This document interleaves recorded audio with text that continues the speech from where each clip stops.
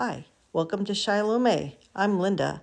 Today we're going to make a chenille sweatshirt.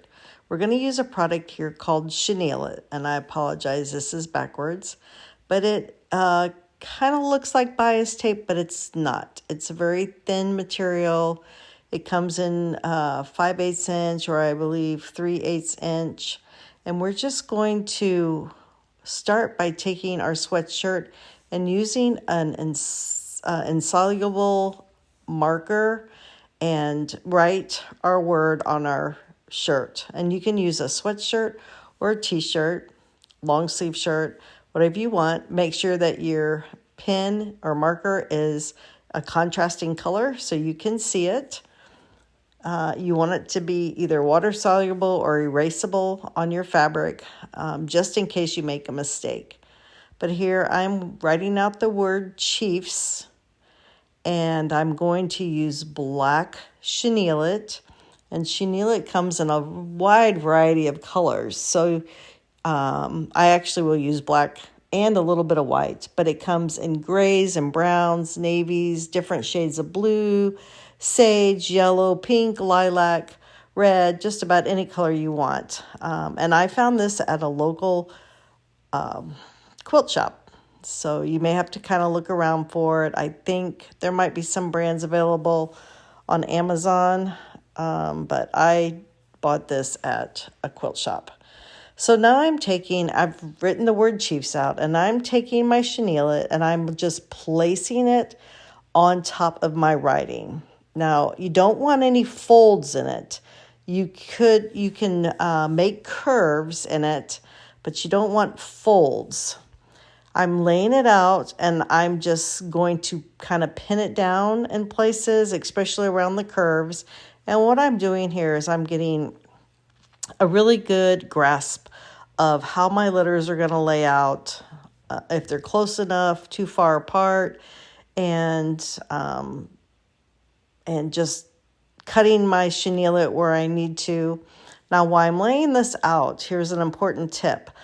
I wrote my word in cursive, so I am putting my Chenille-It down in the same manner that I wrote my word. So where any letter crosses, when I wrote it, I will cross my Chenille-It the same way. So I did my C, and then I went up with my H, and when I came back down, my H crossed the original H part going up, crossed, and then came down. Now, I did cut it, and then I made a little bit for the lowercase h, the little hump, and then continued on with my I and my E and my F, and then I did have to cut again when I did my S. But, and I apologize, this is backwards. Later on in the video, it will be facing the right direction, so I think I figured this out. But then I just took my Chenille-It when I got through with my word, and I took the back of it, the end of it, and I looped it back around over the I. And then I'm going to use my white above it to like dot the I. Just kind of an asterisk look. So before you move on from here, now that we have it all tentatively laid out, you want to put some type of paper barrier between your two pieces of fabric, your front and the back of your sweatshirt. Okay? Anytime during this video you need to stop to catch up or to look at it twice, I recommend it. So wax paper would be really good for this, putting between the two layers. So now I have unpinned it, and I am using a water-soluble glue. You can use a fabric glue, but I am using Elmer's school glue that is washable, and I am just putting a little bit of glue, just a nice thin line down this kind of where the center of my Chenille-It will be, and I am just laying my letters back over it. Okay, so I'm just slightly gluing them down, and that's why you want the wax paper or some kind of paper between the two pieces of fabric, the front and back of your sweatshirt, so that the front and back don't get glued together. because you're going to have to sew this after you get it glued down. So again, just the process of just a little bit of glue, a nice soft line of glue, and just again, and some places, even though it was glued, it's not dry, I used some pins to hold it in place until I was ready to stitch it. So here I'm going down on my H, and again, the chenille-it is crossing. I'm doing this just like I would write it out with a pen on pen and paper. So same order for all your curves and all your letters and everything. So I've sped it up a little bit here. It's just a little bit of a tedious process. It's not really hard. Don't stretch your fabric. Don't stretch the chenille-it. Just lay it out nice and neat. It's very forgiving when you get it stitched down. And so that chenille-it will give it that little fuzzy look when you're all done with it. And it's kind of magic the way that works. At the end, you'll see. So I'm almost done gluing here. I'm doing my S. And then here's one place where I did cut it up and around, one long strip up and around. And you can make this design. You can use this you can make a heart for Valentine's Day on a shirt. You could do flowers in the springtime. You could write somebody's name. So there's what it looks like now that it's glued down. And you see I have a few pins where the curves are, just to kind of hold it till it sets. Again, you don't want any folds. You can have a kind of a gathered look, but no folds. Now we've moved to the sewing machine. And again, I started right at the beginning at the top of my C. And you just want to stitch straight down the middle of that chenille-it. So I started at the top of the C, where the C starts. I back stitched a few stitches. And then I've just come around the top of my C, down like I'm writing it in cursive. So I'll go down the C, around, up to the H, back down the H, over the hump of the H, and then to the I, and then around to the E, and the F, and the S, just like I wrote it. But when you get to the curves, please take your time and I used a straight pin on some places here, or a stiletto, just to help you keep that chenille-it flat and not getting any puckers in it again. But just to keep it as rounded as you can. And so again, it just takes a little bit of time, but it's not too bad.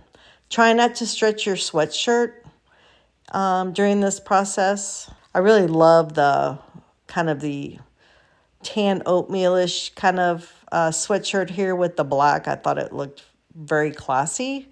So that's a good color combination. You can use, if you have a red sweatshirt and you want to use black chenille-it on it, that would look pretty. If you're, this is actually for a team. So, but if, your team was the Tigers, you could write out Tigers in your school colors. Or, if you're a Red Commander fan or whatever, just do what you want. You could write somebody's name. This would just be very creative. However you want to do. You could outline an animal.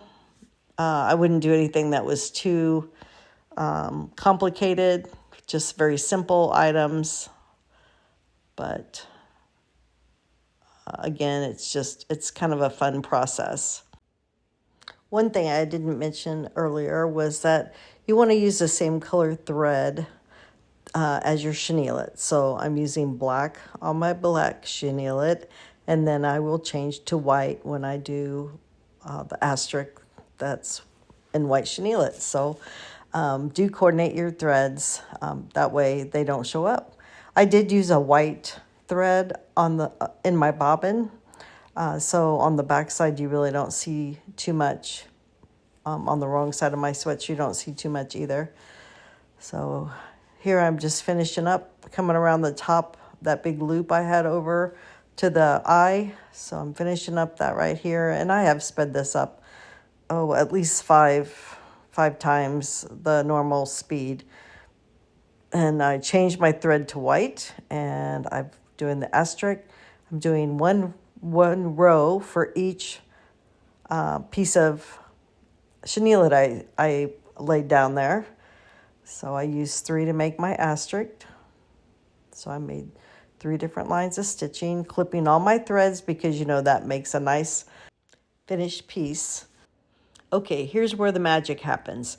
Take a water bottle and just spritz your words with some water, just lightly, doesn't have to be very much. And then take a brush of some sort. I would use a toothbrush if that's what you have at home, and just go over your chenille-it very lightly, but just brush it, and it's going to fray the edges. It's just so much fun the way this works. Just keep working at it. You can also throw your garment into the washer and dryer, and it will do the same thing. What I showed you there was this piece of equipment I was using. I got this at the International Quilt Show, and it's to get threads off your clothes, but it works well for this. But if you don't have one, just use your toothbrush or some other kind of brush, and just lightly brush over all your chenille-it. Then when I got done, I took a lint roller, went over it, cleaned up the threads. Voila, there's your finished product. I hope you enjoyed this tutorial. Please like, share, and subscribe. I appreciate it.